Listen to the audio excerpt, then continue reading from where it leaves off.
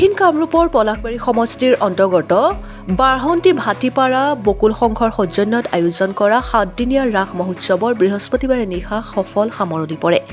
সামৰণি অনুষ্ঠানৰ সাংস্কৃতিক মঞ্চ মুকলি কৰে বীণাপানী জ্যোতিষ কাৰ্যালয়ৰ স্বত্বাধিকাৰী জ্যোতিষী তথা সমাজকৰ্মী অপূৰ্ব দেৱ শৰ্মাই।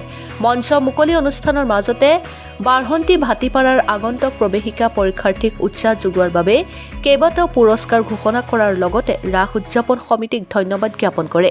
ইয়াৰ লগতে উক্ত ৰাস মহোৎসৱ সামৰণি অনুষ্ঠানত অসম যুৱ পৰিষদৰ কেন্দ্ৰীয় কাৰ্যনিৰ্বাহক জোন গোস্বামীসহ বহুতো নিমন্ত্ৰিত ব্যক্তি উপস্থিত থাকে।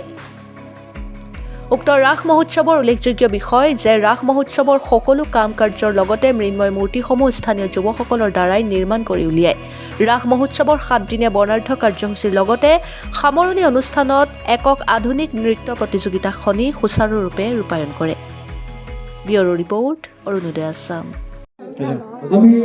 আজি বাৰহন্তি বকুল সংঘৰ সৌজন্যত ৰাস মহোৎসৱত আপুনি মঞ্চ মুকল উদ্বোধন কেনেকুৱা লাগিল অনুষ্ঠানটো কেনেকুৱা বিচাৰে?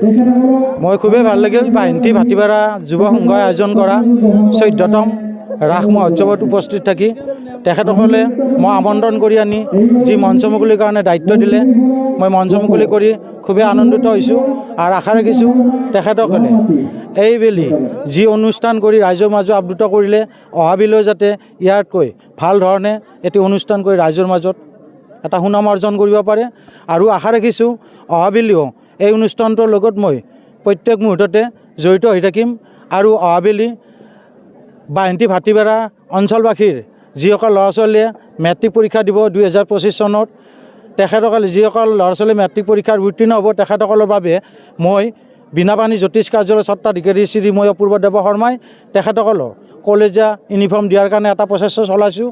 মই আশা ৰাখিছোঁ তেখেতসকলে ভাল ধৰণে পঢ়া শুনা কৰি যাতে এইবেলি তেখেতসকলে উত্তীৰ্ণ হোৱাৰ পিছত মোৰ পৰা এই বহুমূলীয়া উপহাৰ গ্ৰহণ কৰিব বুলি মই আশা ৰাখিছোঁ। আজিৰ যিটো অনুষ্ঠান ইয়াৰে বাৰহন্তি ভাটিপাৰাৰ যিসকল যুৱক তেখেতসকলে নিজাববীয়াকৈ খুবেই ভাল লাগিছে।